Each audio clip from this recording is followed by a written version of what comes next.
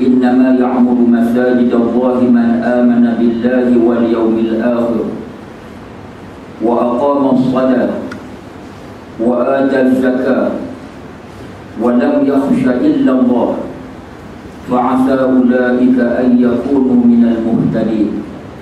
صدق الله العظيم.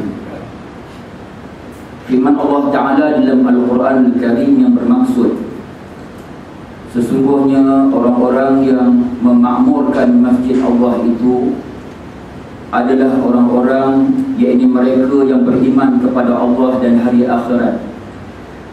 Mereka mendirikan sembahyang, mereka membayar zakat, dan mereka tidak takut melainkan kepada Allah sahaja.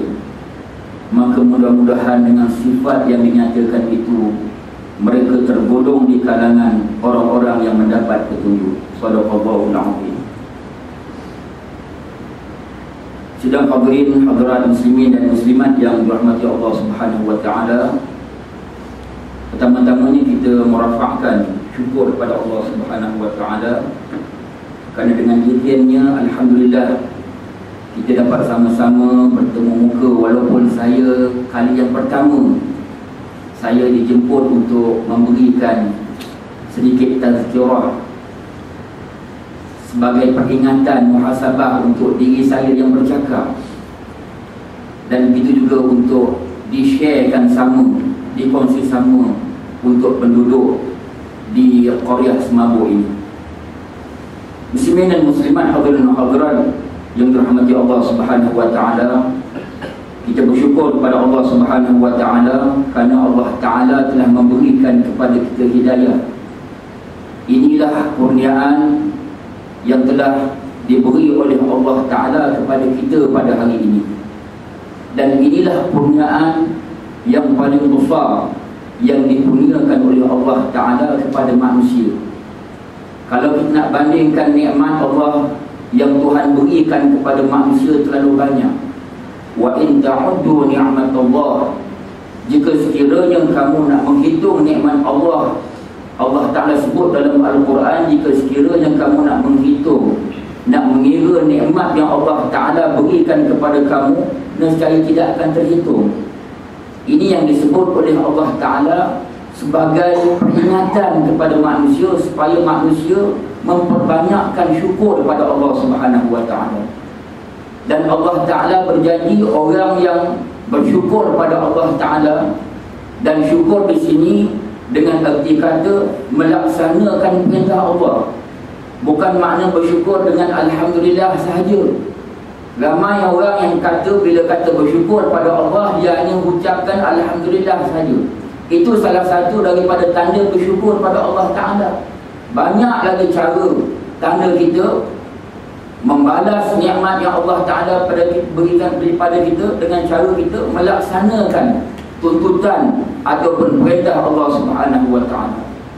Dan Allah Subhanahu wa taala berjanji dalam Al-Quran, orang yang sentiasa bersyukur pada nikmat Allah, maka Allah Ta'ala akan melipat gandakan lagi nikmat yang diberikan, yang dikurniakan kepada mereka. Ini janji Allah, dan janji ini disebut oleh Allah Ta'ala dalam kitab suci Al-Quran Al-Karim, la in syakartum la azidannakum wa la in kafartum inna azabi lasyadid. Allah Ta'ala menyatakan, jika sekiranya kamu bersyukur dengan nikmatku, kamu melaksanakan apa yang aku perintah, kamu membuat apa yang diperintah oleh Allah Ta'ala, la azidannakum, pasti aku akan tambah lagi nikmat yang aku berikan kepada kamu. Bagi anak-anak kita yang belajar bahasa Arab, lam di sini ialah lam taukid. Nun yang ujung tu pun nun li taukid, dengan menegaskan bahawa Allah Ta'ala bila dia melihat hamba-Nya bersyukur, berterima kasih kepada Allah Ta'ala dengan cara melaksanakan perintah Allah Ta'ala, maka Allah Ta'ala berjanji untuk membalas, iaitu melipat gandakan nikmat yang diberikan kepada kita. Tetapi sebaliknya, wala in kafartum inna azabi lasyadid, dan jika sekiranya kamu kufur kepada nikmat yang kuberikan, kata Allah, inna azabi lasyadid, ingatlah sesungguhnya azab itu adalah terlampau amat pedih sekali. Ini janji Allah Subhanahu wa taala. Jadi sebab itulah tuan-tuan sekalian, saya nak mengajak diri saya dan diri tuan-tuan supaya kita berbanyak bersyukur pada Allah Subhanahu wa taala.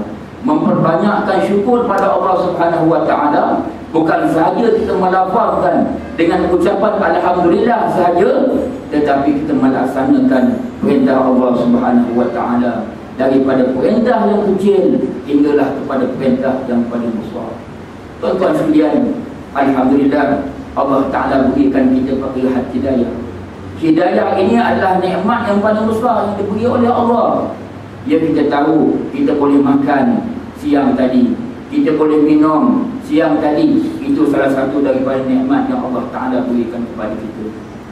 Apa kata kalau sekiranya kita boleh hidup, tetapi Allah Ta'ala berikan kepada kita ujian sakit.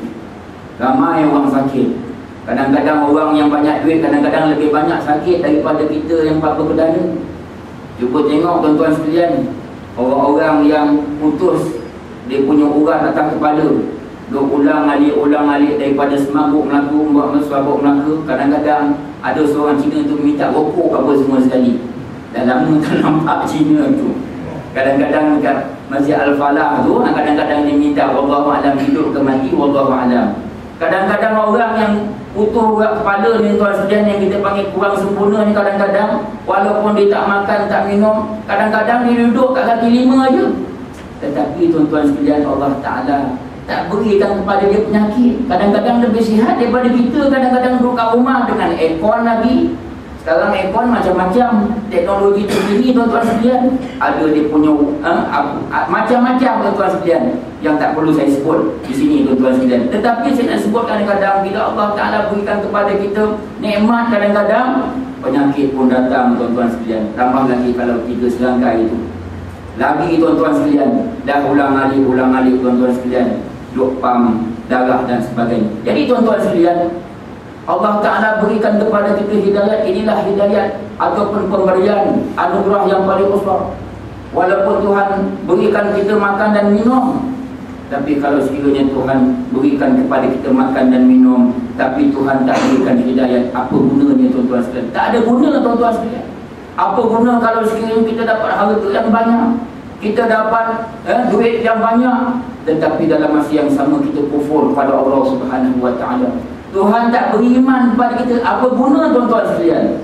Maka sebab itulah tuan-tuan sekalian, saya nak mengajak diri saya dan diri tuan-tuan sekalian supaya kita ingat bahawa antara nikmat yang paling besar yang diberi oleh Allah Ta'ala kepada manusia ialah hidayah. Sebab hidayah itu tuan sekalian, tak boleh kita pergi ke pasar, tak boleh. Kalau kita pergi ke pasar, bolehlah cari ikan, cari sayur, cari garam belacan, bolehlah tuan-tuan sekalian. Tapi kalau nak cari hidayah, nak cari petunjuk daripada Allah Ta'ala, tak ada di sana. Di mana petunjuk Allah Subhanahu wa taala? Di sini tuan-tuan sekalian, tempat yang kita iktikaf sekarang, tempat yang kita duduk sekarang tuan-tuan. Inilah punca kepada hidayah Allah Subhanahu wa taala. Tuan-tuan sekalian, oleh kerana hidayah ini benda yang paling penting dalam kehidupan manusia. Nak bandingkan dengan makan dan minum, nak bandingkan dengan kesihatan. Kadang-kadang orang boleh berlari pagi petang, belum sembahyang subuh lagi dia dah berlari, dia dah berjogging, dia dah berapa, tapi lupa pada Allah Subhanahu wa taala. Tak melaksanakan tuntutan sembahyang subuh walaupun 2 rakaat. Bila dia nak buat? Ketika orang mengusung dia di atas perkuburan dengan 4 kali takbir, ketika itulah dia sembahyangkan tuan-tuan sekalian. Ini tuan-tuan sekalian, hidayat yang saya nak sebut pada malam ini adalah barang nikmat yang paling besar yang diberi oleh Allah Ta'ala kepada kita pada hari ini.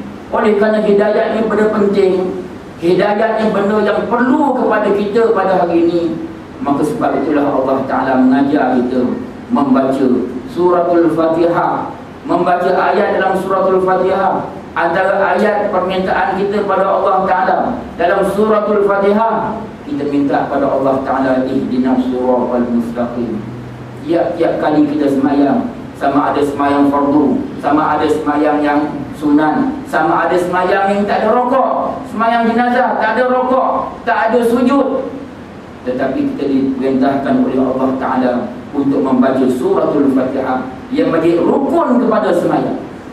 Antara yang kita minta pada Allah Ta'ala, yang kita mohon pada Allah Subhanahu Wa Ta'ala ketika itu ialah ihdinas siratal mustaqim. Alhamdulillahirabbil alamin, belum minta lagi. Itu baru puji Allah Ta'ala. Ar-Rahmanir Rahim, belum minta lagi. Itu baru puji pada Allah Ta'ala. Malik Yaumiddin, belum minta lagi. Iyyaka na'budu wa iyyaka nasta'in, akan Engkaulah ya Allah kami sembah, dan akan Engkaulah kami mohon hajat dan pertolongan.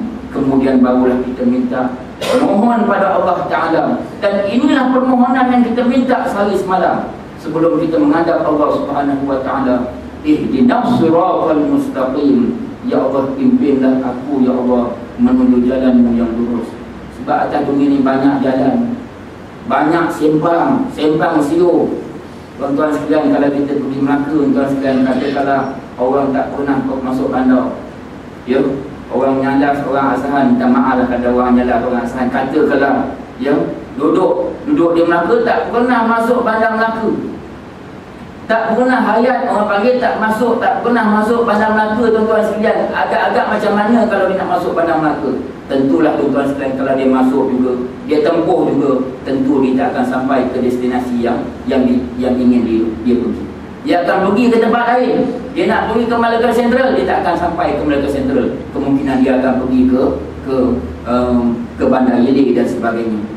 Tuan-tuan sekalian, atas dunia tuan-tuan sekalian, kalau kita sesat, tuan-tuan sekalian, kita boleh patah balik, kita boleh buat U-turn balik, kita boleh pusing balik. Tapi akhirat tuan-tuan sekalian, kalau kita sesat, agak-agak kita boleh patah ke dunia tuan-tuan sekalian. Tak boleh tuan-tuan sekalian. Agak-agak kita boleh ke tidak pusing ke dunia, beribadat pada Allah Ta'ala, minta pada Allah Ta'ala. Sebab itu tuan-tuan sekalian, sebagai tambahan, sebelum saya terlupa bagaimana Allah Ta'ala menceritakan orang-orang yang tak beramal soleh di atas dunia, yang berpoyo-poyo, yang bersukaria, lupa pada Allah Subhanahu Wa Ta'ala, tak ingat dah kampung dia yang kekal abadi di akhirat sana. Fariqum fil jannati wa fariqum fis sa'ir.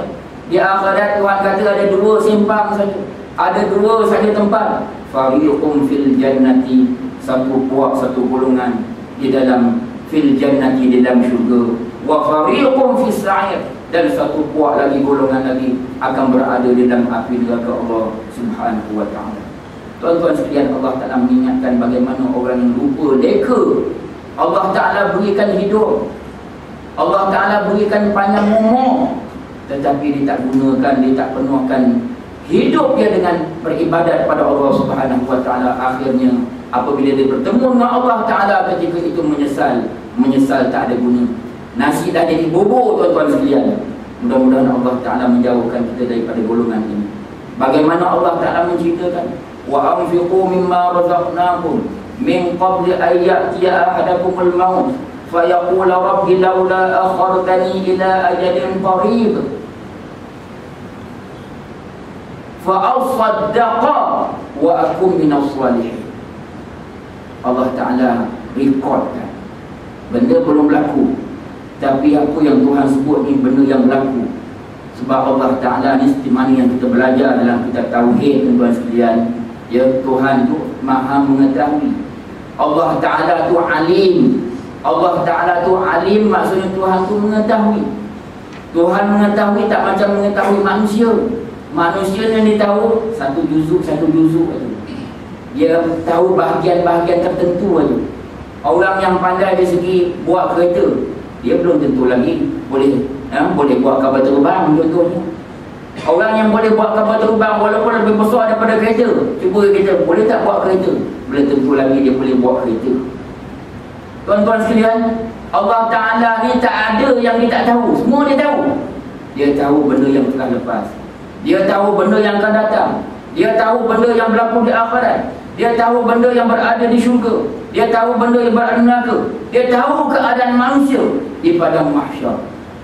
Allah Ta'ala menceritakan, wa anfiqu mimma razaqnakum, dan hendaklah kamu nafkahkan sebahagian daripada rezeki yang kami berikan kepada kamu.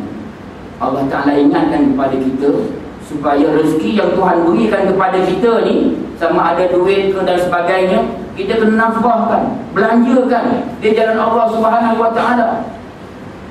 Min qabli ayyatiya ahadakumul maut, sebelum datang kepada kamu kematian.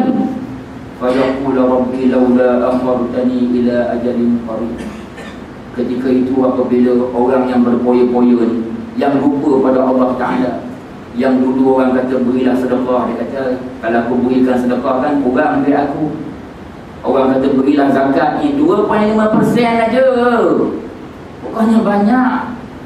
Zakat KWSP kita ke, zakat pendapatan kita ke, bukan banyak sangat, 2.5% saja tuan-tuan sekalian. Ya, kalau 70,000 lebih kurang 60,000, baru 1,000 lebih saja, belum sampai 2,000. Tuan-tuan sekalian, kadang-kadang setengah-setengah orang lekeh nak bayar zakat. Zakat yang wajib, yang sedekah sunat tu tak kira lah. Yang wajib ni, bila kata berilah infak fisabilillah, berilah zakat yang wajib ni, dia kata kadang kalau aku beri zakat, kadang kurang aku punya saham, kurang aku punya duit dalam bank. Dia ingat atas dunia, dia tak ingat janji Allah Subhanahu wa taala dalam Al-Quran menggambarkan bagaimana orang-orang yang lupa pada Allah Ta'ala di atas dunia, apabila dia mati, berada di padang mahsyar, berada di depan neraka, nak pulang dunia dah tak boleh dah. Dengan dunia dah tak ada dah. Kampung semabuk pun tak tahu ke mana. Saya orang cincin, tak tahu cincin, tak tahu ke mana pergi. Apa Tuhan kata? Fa yaqulu rabbi laula akhartani ila ajalin qarib. Tuhan sebut golongan yang lupa pada Allah Ta'ala di akhirat nanti. Dia bertanya pada Allah Ta'ala, minta pada Allah Ta'ala, merayu pada Allah Ta'ala. Fa yaqulu rabbi, maka mereka berkata, wahai Tuhanku, laula akhartani ila ajalin qarib, kalau sekiranya kau dapat lewatkan sikit ajal aku ni, fa asaddaqa, pasti aku akan memberi sedekah. Tuan-tuan sekalian, saya nak sebutkan sikit tentang sedekah. Tuhan sebut orang yang lupa atas dunia ni, akhirat bila yang nampak neraka kat depan dia, agak-agak masuk syurga pun agak-agak tipis masa depan kita panggil. Dia minta pada Allah Ta'ala, fa'asaddaqa, ya Allah, berikan kepada aku balik ke dunia, aku nak beri sedekah. Sebab itulah sedekah tuan antara perkara amalan yang paling mudah. Nampak anak orang miskin, cikgu saya tuan imam satu, nampak orang miskin, berikan sedekah. Tak payah banyak, sikit. Sikit cara sikit, banyak cara banyak. Yang penting ikhlas pada Allah Subhanahu wa taala. Berikan sedekah, apa salah? Kalau tak ada duit, nampak orang dah tak ada duit, jangan kita maki hama dia pula. Jangan dia kata engkau yang datang rumah aku, duit tak bagi, kita halau dia, kita maki dia. Sedangkan Nabi SAW menyebut dalam hadis yang sahih, tabassum fi wajhi akhika sadaqah. Kamu senyum pada kawan kamu, kepada saudara kamu, itu boleh pahala sedekah. Kita sedekah duit tak bagi, kita maki hamon dia pula. Asyik-asyik engkau aja potong, tak ada orang lain tu. Ini tuan-tuan sekalian, wallahu a'lam, orang semabuk tak ada berlaku. Jadi tuan-tuan sekalian, saya nak sebutkan sini bagaimana tuan-tuan sekalian Allah Ta'ala mengingatkan kepada kita orang-orang yang lupa pada Allah Ta'ala di dunia. Bila dia bertemu dengan Allah Ta'ala di akhirat, dia minta Allah Ta'ala, fa'asaddaqa, ya Allah, kembalikan aku di muka dunia, balik-balikkan aku ke dunia nanti, ke dunia. Fa'asaddaqa, aku akan memberi sedekah. Dan yang keduanya, wa akum minas salihin, aku nak jadi orang salih dah. Aku nak jadi orang lebay. Aku nak pergi semayang dah. Aku nak bersedekah dah. Aku nak baca Quran dah. Aku nak berzikir. Tapi tuan-tuan sekalian, akhirat dah tak ada dah peluang untuk balik ke dunia. Tuan-tuan sekalian, dunia dah hancur dah. Yang kekal ketika itu ialah Allah Subhanahu wa ta'ala. Kullu man 'alaiha fan wa yabqa wajhu rabbika dzul jalali wal ikram. Setiap yang bernyawa itu akan musnah, akan hancur. Wa yabqa, yang kekalnya ialah zat Allah Subhanahu wa ta'ala. Tuan-tuan sekalian, balik kepada hidayah tadi tuan sekalian, kita mohon pada Allah Ta'ala, ihdinas siratal mustaqim. Ulang, walaupun tiap-tiap hari, kalau 70 tahun agak-agak, kalau kita 70 tahun kali dengan 5 agak berapa ribu kali tuan-tuan sekalian, kita minta pada Allah Ta'ala, ihdinas siratal mustaqim. Tak jemu-jemu. Kalau kita makan pun ada rasa jemu juga. Kadang-kadang orang rumah kita dah hidang kan, ngapa bang tak makan? Kita tak katalah jemu, tapi kita kata hari ni lain sikit selera. Padahal dah jemu dah makan. Katakanlah macam tu tuan-tuan sekalian. Sebab itulah kita kadang-kadang keluar pergi ke pekan, pergi ke kedai apa semua sekali, mengetih petang-petang dan sebagainya. Tuan-tuan sekalian, kalau makanan tuan-tuan sekalian kita ada masanya ada kita jemu. Kadang-kadang masakan sedap, tapi kadang-kadang bila selalu makan jemu. Tapi ihdinas siratal mustaqim, agak-agak ada tak perasaan jemu? Aku jemu lah hari ni. Aku tak nak baca Fatihah. Aku nak nasyid raihan pula hari ni. Allahu akbar. Nasyid raihan aja. Tuan-tuan sekalian, ihdinas siratal mustaqim. Minta pada Allah Taala, ya Allah, ya Tuhan kami, berilah kepada aku petunjuk kepada jalanmu yang lurus. Minta pada Allah Taala petunjuk. Sebab di depan kita tuan sekalian terlalu banyak jalan saya sebutkan tadi. Di depan kita ni terlalu banyak jalan. Wa anna hadza siratal mustaqim fattabi'u wa la tattabi'us subul fatafarraqa bikum 'an sabili. Ini yang disebut Allah Taala. Allah Taala menyatakan wa anna hadza siratal mustaqim. Inilah jalanku, ini jalan Islam. Jalan yang paling betul, jalan yang sebenar. Fattabi'u, hendaklah kamu ikut jalan ini. Islam daripada ibadat dan segala-gala kehidupan manusia terangkum di dalam agama Islam, tuan-tuan sekalian. Fattabi'u, kita kena ikut. Wala tattabi'us subul, jangan sekali-kali kamu mengikut jalan-jalan yang lain. Depan kita ni banyak sembang siur, tuan-tuan sekalian, jalan. Banyak izin, banyak fahaman, ideologi dan sebagainya. Islam sahaja yang menyelamatkan manusia di dunia akhirat. Fahaman yang dibawa oleh manusia. Komunis sebagai contoh tak menyelamatkan manusia. Kapitalis sebagai contohnya tak akan menyelamatkan manusia. Yang menyelamatkan manusia dunia dan akhirat hanya Islam saja. Aslim taslam. Nabi SAW apabila baginda menulis surat kepada Maharaja Rom, Parsi dan sebagainya, antara isi kandungan surat yang ditulis oleh Nabi SAW itu ialah aslim taslam. Islamlah, nescaya kamu akan selamat. Bila kita berpegang kepada Islam, berpegang kepada hidayat Allah Subhanahu Wa Taala, maka Allah Taala telah memberikan kepada kita jaminan bahawa inilah agama yang membawa kebahagiaan, yang memberi keselamatan kepada manusia dunia dan di akhirat. Sebab itulah Allah Taala menyatakan wala tattabi'us subul, jangan kamu ikut jalan-jalan yang lain, ikutlah Islam. Sebab itulah tuan sekalian, saya sebutkan tadi, kita setiap kali sembahyang kita mohon pada Allah Taala, ihdinas siratal mustaqim, ya Allah pimpinlah ya Allah menuju jalanmu yang lurus. Bukan setakat baca Fatihah saja. Ya, kalau kita mazhab Syafi'i tu tuan sekalian, kita disunatkan untuk kunut. Kunut waktu subuh tu kita baca doa kunut. Kita minta pada Allah Taala, Allahumma hdina fi man hadait. Belum minta lagi wa'afina fi man afait, afiat pun belum minta lagi. Rezeki berlimpah ruah pun tak minta lagi. Yang kita minta pada Allah Taala ialah Allahumma hdina fi man hadait. Minta lagi. Dalam semayang tadi suratul Fatihah kita baca ihdinas siratal mustaqim, minta ya Allah petunjuk, berilah petunjuk kepada kami, berilah hidayat kepada kami. Kemudian bukan setakat Fatihah saja, doa kunut kita minta sekali lagi, Allahumma hdina fi man hadait, ya Allah berilah hidayat sebagaimana Kau berikan hidayat kepada orang lain. Dalam duduk di antara dua sujud tuan-tuan sekalian, kita minta lagi, Rabbi ghfirli warhamni wajburni warfa'ni warzuqni wahdini wa'afini wa'fu. Minta lagi wahdini, minta hidayah lagi. Subhanallah, maksudnya begitu pentingnya hidayah di dalam kehidupan manusia, sehingga dalam semayang sama ada surat dalam ketika kita qiyam, dalam kita membaca suratul Fatihah, ketika kita duduk di antara dua sujud, ketika kita berdoa kunut, semuanya kita meminta pada Allah Taala. Mudah-mudahan Allah Taala mengekalkan hidayah di dalam hati kita. Tidak hadirin hadirat muslimin dan muslimat yang dirahmati Allah Subhanahu Wa Taala.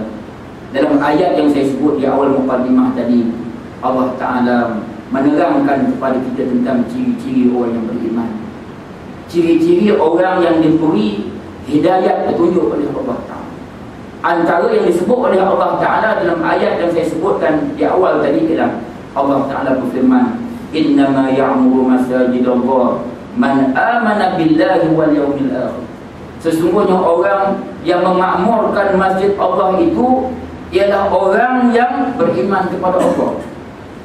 Maksudnya kalau kita tengok orang yang sentiasa memakmurkan masjid Allah, tak tinggal sembahyang jemaah sebagai contoh lah, ya, dengar ada azan, datang ke masjid.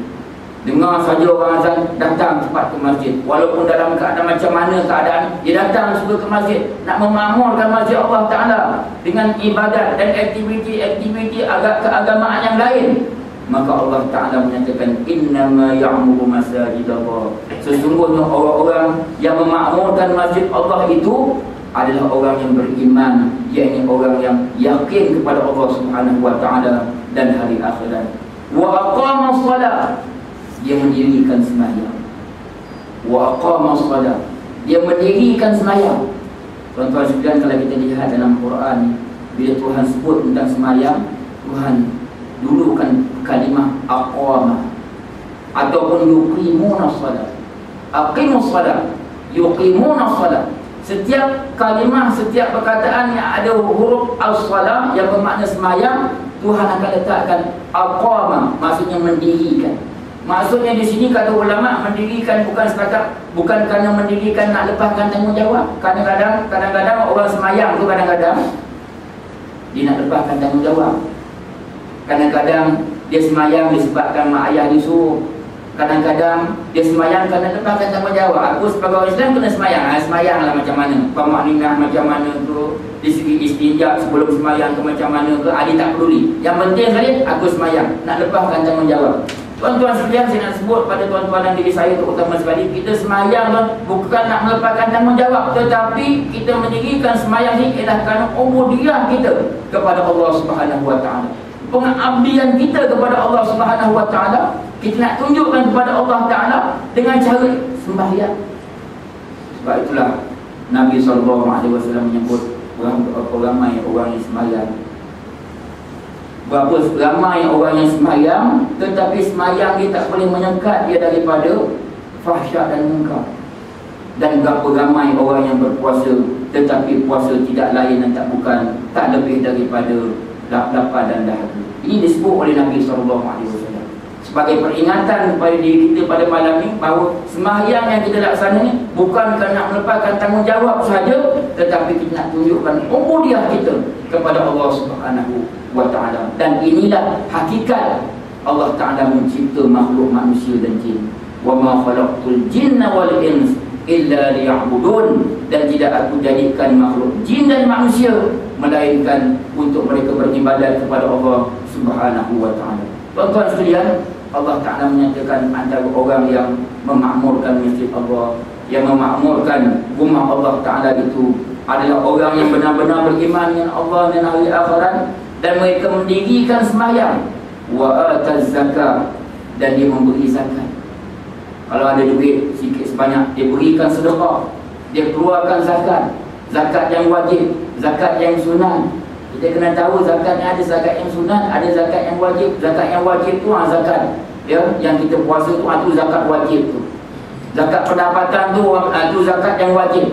Ada pun zakat yang sunat yang kita panggil sedekah biasa tu.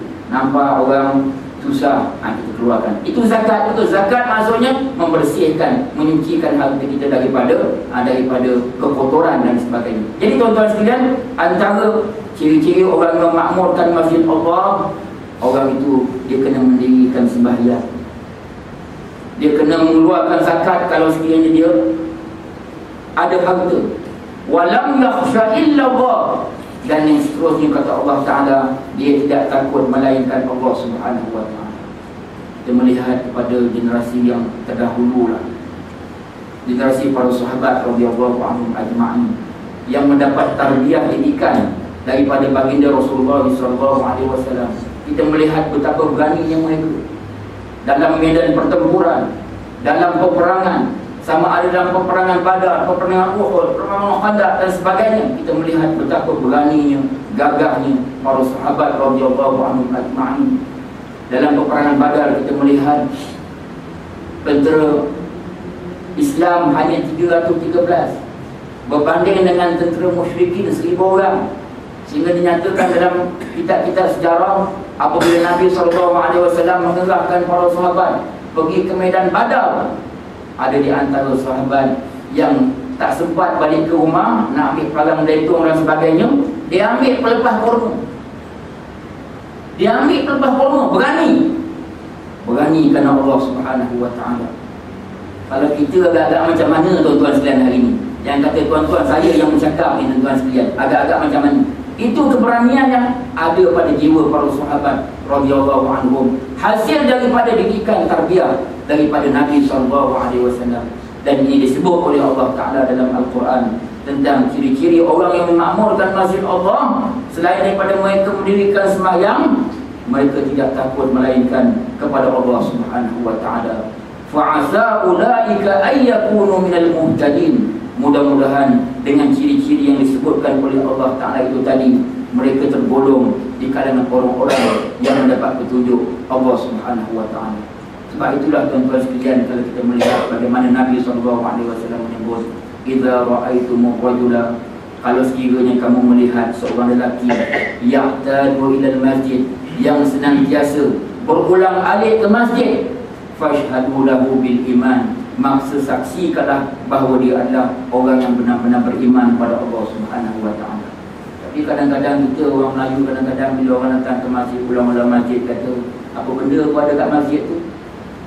Tambah pula kalau time orang mengajar apa semua sekali, macam-macam. Kita tak pergi ke masjid, kadang-kadang kita kata pula kau pergi masjid nak pelahap makan dekat tu. Jadi tuan-tuan sekalian, Nabi SAW menyatakan, apabila kamu melihat seorang yang senantiasa berulang-alik daripada rumah ke masjid, maka saksikanlah dia dengan iman. Maksudnya orang ini adalah orang yang benar-benar beriman kepada Allah Subhanahu Wa Ta'ala. Tuan-tuan hadirin hadirat muslimin dan muslimat yang berhormat Allah Subhanahu Wa Ta'ala, kita melihat bagaimana sahabat Nabi SAW di masjid, tuan-tuan sekalian, mereka ditarbiyah oleh Nabi secara langsung. Bagaimana Nabi SAW memberikan kepada mereka tazkirah demi tazkirah, peringatan, nasihat kepada para sahabat radhiyallahu anhum ajma'in. Sehingga Nabi SAW menyatakan tentang mereka yang senantiasa berada di dalam masjid, memakmurkan rumah Allah Subhanahu Wa Ta'ala, duduk beriktikaf dan sebagainya. Maka Nabi SAW menyatakan dalam satu hadis yang sahih, Nabi menyatakan, wa majtama'a qaumun fi baitin min buyutillah yatluna kitaballah wa yatadarasunahu bainahum illa haffathumul malaika wa nazalat alaihimus sakinah wa ghashiyatuhumur rahmah wa dzakarahumullahu fi man 'inda. Nabi SAW menyebut tentang kaum orang-orang yang duduk dalam rumah Allah, contohnya masjid, surau, madrasah dan sebagainya. Pentingnya rumah Allah Subhanahu Wa Ta'ala. Nabi kata tidak berkumpul satu kaum di dalam rumah-rumah Allah Subhanahu Wa Ta'ala. Tujuan dia berkumpul tu ialah yatluna kitab Allah, dia memakmurkan masjid Allah Ta'ala dengan dia membaca ayat-ayat Allah, dia bertilawah, dia bertadarus, wa yatadarasunahu, dan dia bertadarus. Sebab itulah tuan sekalian, dia kata istilah tadarus ni, tempat kita ni bila tadarus tuan sekalian, tunggulah bulan Ramadan baru nak tadarus. Baik geruk orang panggil, perempuan cara perempuan, kita kaum lelaki cara lelaki apa semua sekali. Sedangkan Nabi SAW menyebut bahawa tadarus jangan kira bulan Ramadan. Kalau di sebelah Johor tu ada problem membudayakan Al-Quran, alhamdulillah di tempat kita pun kebudayaan di sini pun mungkin ada yang problem tadarus Al-Quran, membudayakan Al-Quran. Jadi kata Nabi SAW, orang yang duduk dalam rumah Allah Ta'ala, membaca kitab Allah, bertadarus Al-Quran, ada 4 kelebihan. 4 kelebihan keistimewaan yang Allah Ta'ala berikan kepada mereka. Yang pertama kata Nabi SAW, illa haffathumul malaika, malaikat akan menghamparkan sayapnya. Malaikat akan berkerumun Kita tahu tuan-tuan sekalian, malaikat tuan sekalian dia bukan jadi macam kita. Kita dengan manusia ni boleh mandang. Imam satu alhamdulillah datang, imam tiga pun alhamdulillah datang, Bilal pun datang, imam dua pun datang. Kita boleh kenal imam satu, imam dua, imam tiga, kawan-kawan kita semua datang, alhamdulillah. Kita boleh tengok dia. Tapi malaikat tuan sekalian dia tak macam manusia, tak boleh tengok, tapi dia ada. Dia ada. Ada malaikat, kata Nabi SAW. Nabi kata, innalil malaikata, sesungguhnya bagi Allah Ta'ala itu malaikat sayyarah yang senantiasa mencari-cari majlis-majlis ilmu. Ada sebenarnya malaikat, segolongan malaikat yang Tuhan tugaskan, berikan tugasan dia mencari majlis-majlis ilmu. Mana majlis ilmu, semua dia akan berhubung. Termasuklah majlis kita pada malam ini, dikerumuni oleh para malaikat. Sebab itulah Nabi SAW suruh kita memuliakan malaikat. Sebab malaikat dalam masjid pun ada, luar masjid pun ada. Jangan kata dalam masjid ada, masuk kuliahnya ada lah. Habis luar masjid macam mana? Tuan-tuan sekalian, luar masjid pun ada. Kata Nabi SAW dalam hadis yang sahih, akrimu kiraman katibin alladzina la yufariqunakum. Hendaklah kamu memuliakan malaikat kiraman katibin. Kita belajar kiraman katibin. Kiraman katibin ya'lamuna ma taf'alun. Malaikat kiraman katibin senantiasa mencatat segala amalan manusia. Saya bercakap malam ni, dicatatkan orang malaikat. Kita datang ke masjid, jalan kaki, dicatatkan orang malaikat. Kita duduk mendengar, dicatatkan orang malaikat. Tak ada masa malaikat ni duduk saja. Dia akan sentiasa mencatatkan segala amalan yang dibuat oleh manusia, sama ada beriman ataupun yang bukan beriman. Tuan-tuan sekalian, kata Nabi SAW, akrimu kiraman katibin. Hendaklah kamu memuliakan malaikat kiraman katibin alladzina la yufariqunakum, yang mana malaikat ini tidak akan bercerai daripada kamu, melainkan pada dua tempat. Yang pertama, ketika kita masuk dalam tandas, itu malaikat duduk kat luar. Tapi bukan maksudnya bila kita masuk dalam tandas malaikat tak nampak. Tuan-tuan sekalian, apa nak buat ke? Main kita rasuah orang. Kita rasuah orang ni. Mari jom, aku nak tender ni, kau nak tender ni, kau naik sikit, akhirnya kita masuk dalam tandas. Malaikat tak ada. Tuan-tuan sekalian, malaikat dia ada, panca indera dia. Walaupun tak boleh masuk di dalam tandas, dia tahu. Yang pertamanya, ketika manusia duduk dalam tandas, malaikat tak bersama. Dan yang ketiga, bila kita melakukan jima antara suami dan isteri, maka ketika itu malaikat duduk tempat lain, tuan sekalian, tak bersama dengan kita. Jadi tuan-tuan sekalian, Nabi SAW suruh kita memuliakan malaikat. Malaikat walaupun tersebut tak nampak, tapi ada masanya dia boleh menjelmakan diri dia. Tuan-tuan sekalian maklum, dalam kitab Riyadhus Shalihin pun ada menyebut tentang bagaimana malaikat Jibril AS datang ketika Nabi SAW sedang memberikan nasihat kepada para sahabat. Menjadi suatu kelaziman pada Nabi, bagi diri Nabi, dia memberikan nasihat kepada para sahabat. Tak kira masa, tengah-tengah Nabi SAW memberi nasihat, tiba-tiba didatangi oleh seorang lelaki yang memakai pakaian putih. Datang masuk majlis Nabi SAW, sehingga Sayyidina Umar radhiyallahu anhu yang menjadi perawi kepada hadis menyatakan, tidak ada seorang di kalangan kami yang kenal lelaki ini. Daripada mana datang? Semabuk ke? Mabuk dalam tu? Ya? Daripada mana? Tak tahu pun. Maka bila dia sampai di depan Nabi, maka dia bertanyakan Nabi SAW dengan beberapa soalan. Soalan yang pertama ditanya oleh lelaki ini tadi, mal iman, apa mal Islam, apa mal Islam? Dijawab oleh Nabi satu-satu persatu.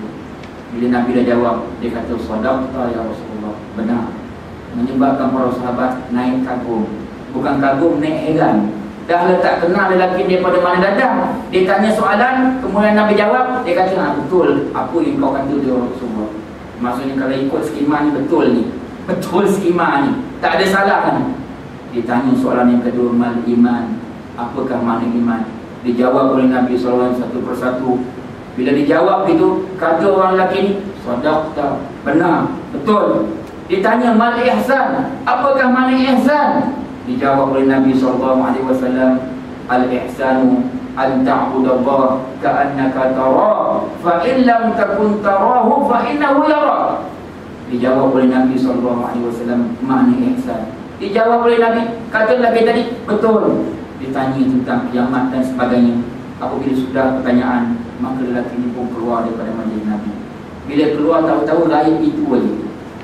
Bila Nabi SAW tengok sahabat dalam keadaan bertanya-tanya, Nabi SAW terus bertanya kepada para sahabat, adakah di kalangan kamu tahu siapa lelaki yang bersampai tadi? Ada tak di antara kamu tahu siapa nama lelaki yang tadi? Dari mana-mana dia datang? Dijawab oleh para sahabat radhiyallahu anhum ajma'in, Allah wa rasuluhu a'lam. Allah dan Rasul saja yang tahu. Lalu dijawab oleh Nabi SAW, Hadza Jibril. Yang datang tadi adalah malaikat Jibril. Tuan-tuan sekalian, tua para sahabat, dia boleh tengok malaikat Jibril alaihissalam berupa macam manusia. Ini malaikat Jibril, tuan-tuan sekalian. Ada masa dia berupa menjadi manusia, dan ada masanya dia menjelmakan diri dia menjadi bentuk dia yang asal. Kita sedia maklum kan, malaikat Jibril ni besar, tuan-tuan sekalian. Malaikat ni tak macam manusia. Malaikat ni Tuhan berikan dia sayang. Alhamdulillahilladzi fatirus samawati wal ardh ja'alil malaikati rusula uli ajnihatin masna wa ruba'. Malaikat ni saya sebutkan tadi, disebut oleh Allah Ta'ala tak sama macam manusia. Dah dia baik, Tuhan berikan dia sayang. Malaikat Jibril saja mengikut hadis yang sahih mengatakan, ada mengatakan 600 sayap dia ada, tuan-tuan sekalian, malaikat Jibril. Jadi tuan-tuan sekalian, pernah itu ketika Nabi SAW ketika baginda nak bertahanun di Gua Hira. Ketika itu Nabi SAW berulang-alik daripada rumah di Mekah pergi naik ke Gua Hira untuk beribadat di sana. Tengah-tengah perjalanan, tuan-tuan sekalian, tiba-tiba baginda mendengar orang memanggil namanya, ya Muhammad, wahai Muhammad. Nabi SAW bila orang dengar begitu, tanya panggil begitu, Nabi pun tengok kiri kanan, tak ada orang. Nabi terus. Bila Nabi teruskan perjalanan, dengar orang panggil nama, ya Muhammad, wahai Muhammad. Nabi tengok kiri kanan pun tak ada. Pergi lagi kali ketiga, ya Muhammad, dengar. Dengar orang panggil Nabi Muhammad, nama Muhammad, wahai Muhammad. Nabi tengok kiri kanan depan belakang, tak ada. Tetapi apabila Nabi mendongakkan kepala Nabi ke langit, tiba-tiba Nabi SAW melihat rupa malaikat Jibril yang asal, tuan-tuan sekalian. Penuh ufuk langit, tuan-tuan sekalian. Itu malaikat Jibril alaihissalam. Jadi tuan-tuan sekalian, bukan nak cerita tentang malaikat Jibril, nak ceritakan tentang orang yang duduk dalam masjid Allah, yang mempelajari agama Allah, yang bertadarus, yang membaca Al-Quran. Kelebihannya ialah para malaikat akan berkerumun. Para malaikat akan meletakkan sayapnya kepada orang-orang yang berada di dalam masjid Allah Subhanahu wa taala. Itu yang pertama. Yang keduanya kata Nabi SAW, wa nazalat alaihimus sakinah. Tuhan akan turunkan ketenangan. Ini kelebihan orang yang duduk dalam masjid Allah, tadarus Quran, baca Quran. Nabi SAW memberi jaminan orang yang duduk begini, para malaikat akan duduk bersama dengan mereka dan akan menurunkan ketenangan. Sebab itulah tuan sekalian, nakkan ketenangan tak payah pergi tempat lain. Ialah kadang-kadang kita bila tension kerja kat pejabat, payah di sekolah kadang-kadang dengan anak, pelatah budak, apa semua sekali cikgu cari cikgu, pentadbir cari pentadbir, macam-macam tuan sekalian. Kadang-kadang kita nak lepaskan tekanan hidup kita, tuan sekalian, maka kita pergi ke kebun. Kalau saya ada kebun, pergi ke kebun. Kalau tuan-tuan ada yang pergi ke laut, pergi ke laut. Apa nak rehatkan pemikiran minda kita. Tetapi kata Nabi SAW, orang yang duduk membaca Al-Quran, yang bertadarus Al-Quran di masjid-masjid, di rumah Allah Subhanahu wa taala, selain daripada malaikat duduk bersama mereka, para malaikat juga membawa sakinah, ketenangan. Ala bidzikrillahi tatma'innul qulub. Kata Allah Subhanahu wa taala dalam Al-Quran, ingatlah sesungguhnya mengingati Allah Taala itu dapat menenangkan jiwa. Sebab itulah tuan sekalian, datanglah teori, datanglah pakar motivasi macam mana sekalipun, kalau nak kita tengok kepada hadis Nabi SAW ini, tuan sekalian, nakkan ketenangan tak lain tak bukan kena ambil ramuan daripada malam ini, iaitu kita kena dan duduk di masjid membaca Al-Quran, membaca kitab Allah Subhanahu wa taala. Yang ketiganya kata Nabi SAW, selain daripada para malaikat menurunkan ketenangan, yang kata Nabi SAW, wa ghasyiyat alaihim rahmah, Allah Ta'ala akan memberikan rahmat, berikan ketenangan, turunkan rahmat. Rahmat tuan sekalian, rahmat ni satu istilah yang ada dalam agama, tak ada dalam teori yang lain. Dalam teori ekonomi barat ke timur barat dan sebagainya, tak ada cerita rahmat, tak ada cerita berkat. Yang adanya ialah Islam saja. Lihat bagaimana Allah Ta'ala menceritakan orang yang beriman, yang bertakwa.